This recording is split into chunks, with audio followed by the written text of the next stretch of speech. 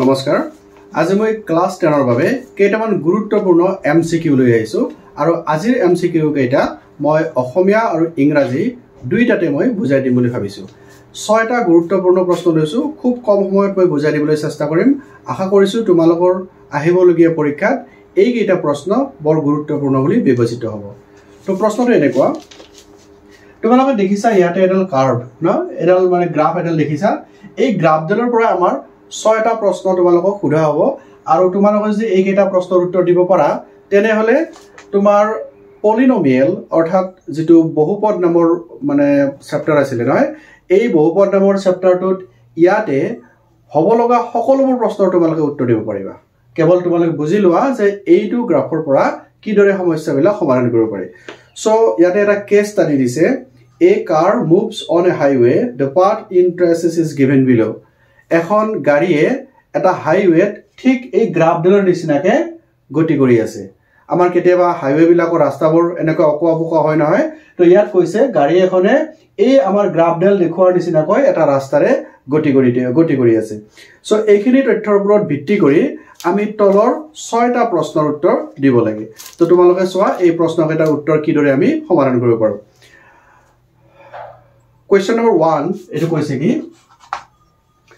So মই question বিলাক ইয়াতে লিখি সময় নষ্ট নকৰ তোমালোকে ডিসপ্লেত ইয়াত পাই থাকিবা এই প্ৰশ্নটা ভালকে পঢ়িছো তোমালোকে What is the shape of the curve EFG প্ৰশ্নটো উঠিছে What is the shape of the curve EFG EFG এই কাৰ্ভডাল কি শেপৰ হয় বা কি আকৃতিৰ হয় হেতু সুধিছে ইয়াতে অপচন দিছে option A parabola option B ellipse option C straight line option D circle তো প্ৰথমতে কি চাব লাগিব আমাৰ এই গ্ৰাফডালৰ পৰা মাত্ৰ এটা অংক সুধিছে EFG এই অংকটো সুধিছে অৰ্থাৎ চোৱা এই গোটেই গ্ৰাফডাল এনেকৈ আছে নহয় তাৰ পৰা আমাক মাত্ৰ এই অংকটো সুধিছে EF আৰু G তুমি ক'ব লাগে EFG ৰ যেটো শেপ হেতু কি shape what is the shape of the curve EFG ঠিক আছে সো ইয়াত জিকেটা দিছে স্ট্ৰেইট লাইন এটো হবনে নিশ্চয় নহয় তোমালোকে মেথড অফ এলিমিনেশন যেটো প্ৰসেস এটো কৰিব পৰা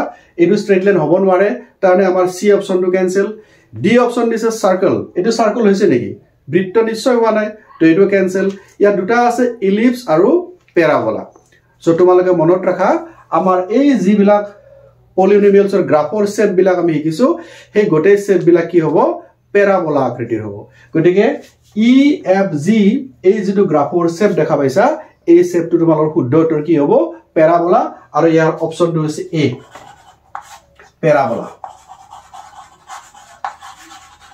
প্যাৰাবোলা এই প্যাৰাবোলাটো হৈছে আমাৰ মানে শুদ্ধ উত্তৰ অধিবৃত্ত যেটো তো ইয়াৰ পিছত আমাৰ সেকেন্ড 2 নম্বৰ কোৱেশ্চনটো লৈছো 2 নম্বৰ কোৱেশ্চনটো হৈছে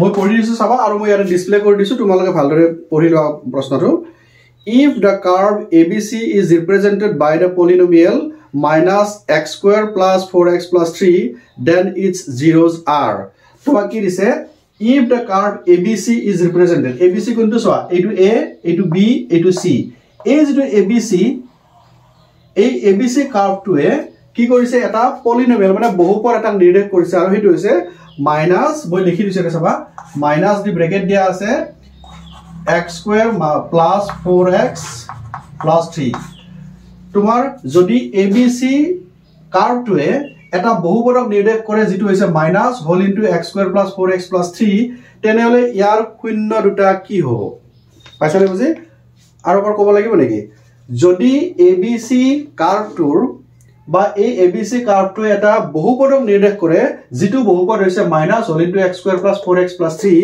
তেনেহলে এই বহুপদটোৰ শূন্য দুটা কি হ'ব ঠিক আছে প্ৰথমতে মই তোমাক কৰি দেখাই দিছো আৰু একদম শৰ্টকাট চকুৰ পছাৰতে তুমি উত্তৰটো কেনে কৰিব পৰা মই হেতু কৈ আছো তোমালোক প্ৰথমতে মই কৰি দিছো চাবা এই কাৰ্ভডাল কেনেকুৱা দেখা পাইছো প্যাৰাবোলা হয় নে নহয় এই যে প্যাৰাবোলা হৈছে অকল এই পাৰ্টটো উঠিছে নে গোটেই গ্ৰাফডাল উঠা নাই তোমাক অকল এই পাৰ্টটো এনেকুৱা হৈছে নে তোমালোকে জানা এই শেপটো কাৰ শেপ হয় এটা দ্বিঘাত বহুপদৰ শেপ হয় এটো অৰ্থাৎ দ্বিঘাত বহুপদৰ বা কোৱাড্ৰেটিক পলিনোমিয়েলৰ শেপ হয় এটো গতিকে কোৱাড্ৰেটিক পলিনোমিয়েল মানে তাত কেইটা শূন্য থাকিব দুটা শূন্য থাকিব there are two zeros in a quadratic polynomial গতিকে আমাৰ ABC is a part of a graph given in the picture. Gotike ki hobo? The curve ABC represents a polynomial which is minus 1 into x square plus 4x plus 3, and we need to find out the zeros of this polynomial. Ami to ulabo nischay janim. Eta kotha saba 0 ulabo lage is equal to 0 dibo lagibo.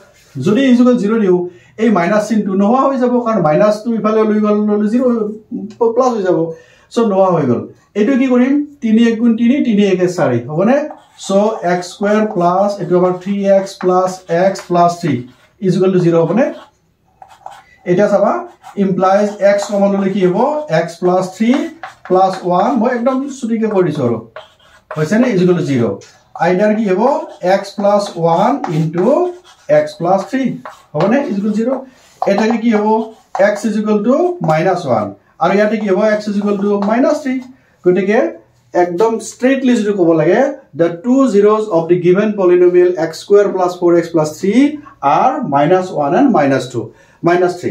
যদি তুমি কৰি চাব লাগে এনেকে কৰিব লাগিব কিন্তু এটো MCQ হয় MCQ তুমি একদম কুইকলি কিমান কম সময়ৰ উত্তৰ দিব পাৰা তাৰ ওপৰত তোমাৰ স্মাৰ্টনেস টো নিৰ্ভৰ কৰিব আৰু পৰীক্ষাত বেছি সময় তুমি লব পাৰিবা কোৱেশ্চনবিলাক পঢ়াৰ কাৰণে কি এতিয়া আমি একদম ক্লেভাৰলি ইয়াৰ উত্তৰটো কেনেকৈ দিম চাও উত্তৰ কি পাইছো -1 -3 আচ্ছা এতিয়া খুব 1 সেকেন্ডৰ ভিতৰত উত্তৰ কেনেকৈ দিবা এটো চোৱা প্ৰথম কথা শূন্য মানে কি আমি জানো নহয় যদি এডাল গ্ৰাফ আমাৰ আকি দিয়া থাকে তাৰ শূন্য ওলাব লাগিলে কি হ'ব এই গ্ৰাফ ডেলে x অক্ষত কোনটো বিন্দুত কাটিছে সেইটো হল তাৰ শূন্য এইডাল হৈছে x অক্ষ হয়নে এইডাল x অক্ষ এইডাল y অক্ষ x অক্ষৰ যি কেইটা বিন্দুত কাটিছে সেই কেইটাই হল তাৰ শূন্য আমাৰ ABC নামৰ যেটো কাৰ্ভ দিছে বাকিখিনি কোৱা নাই অকল ABC নামৰ কাৰ্ভটোৱে x অক্ষত দুটা বিন্দুত কাটিছে এটা হল A বিন্দু এটা হল C বিন্দু কাটিছে নে এটা C বিন্দুৰ ক'ত আছে -1 আছে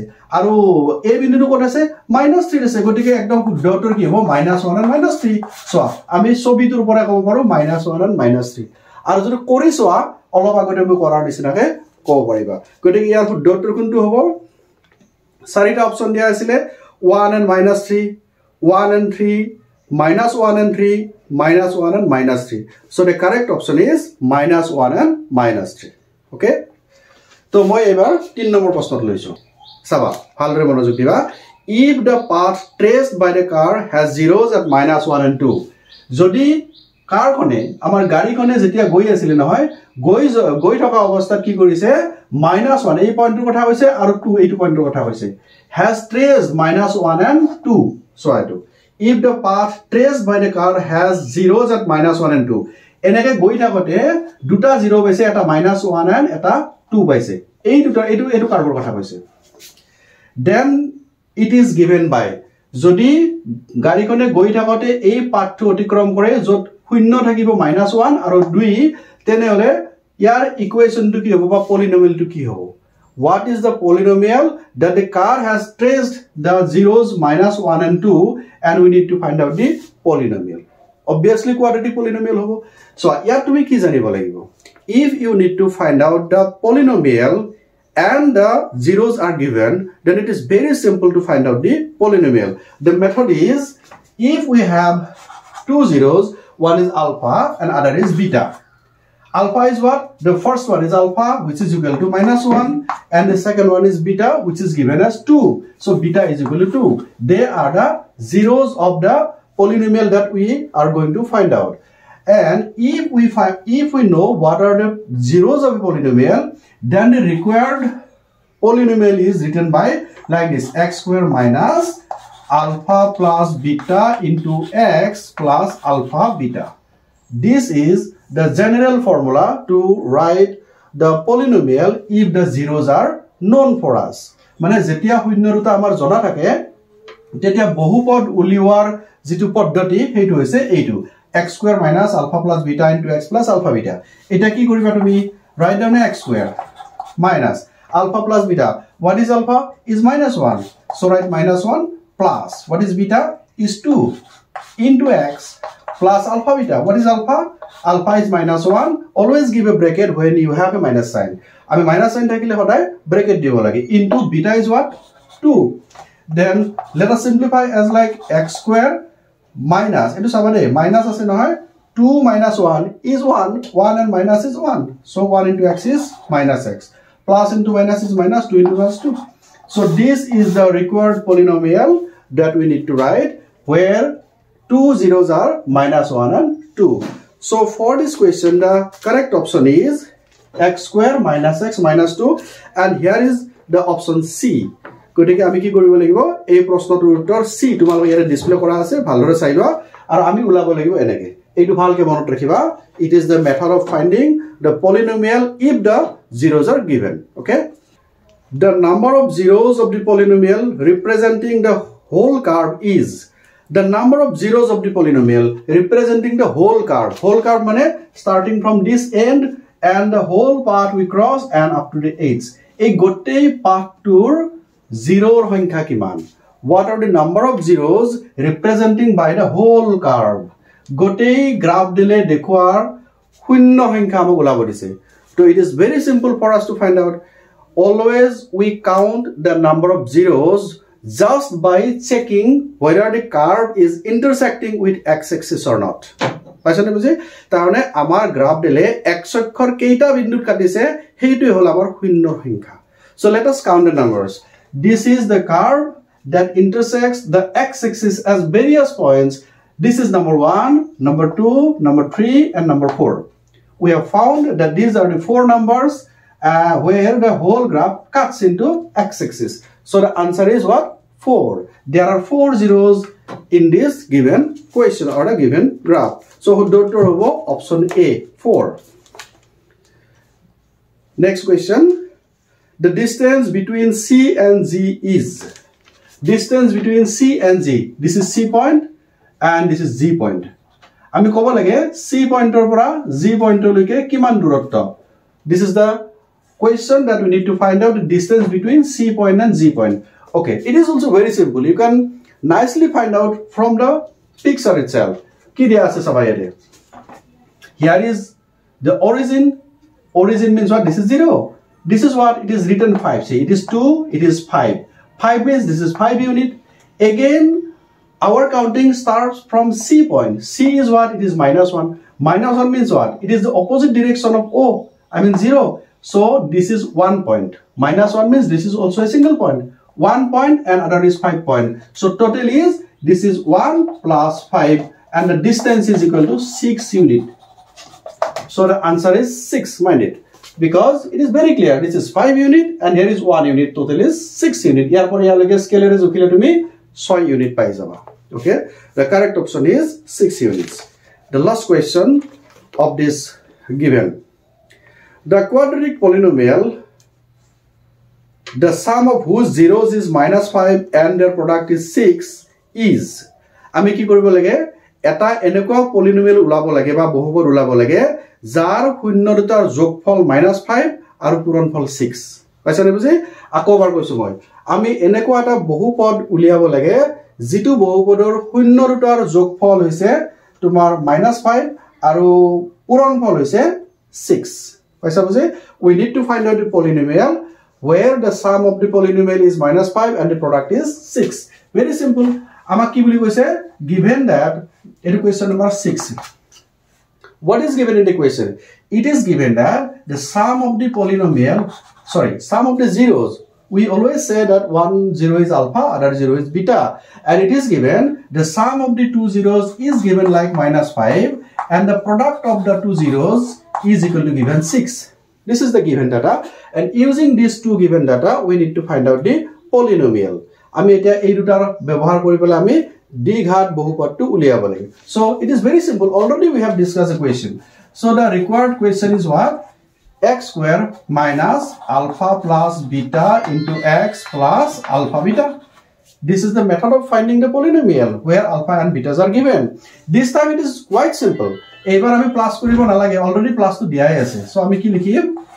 X square minus alpha. What is alpha plus beta? It is -5, right? Again -5 into x plus alpha beta. What is this? 6.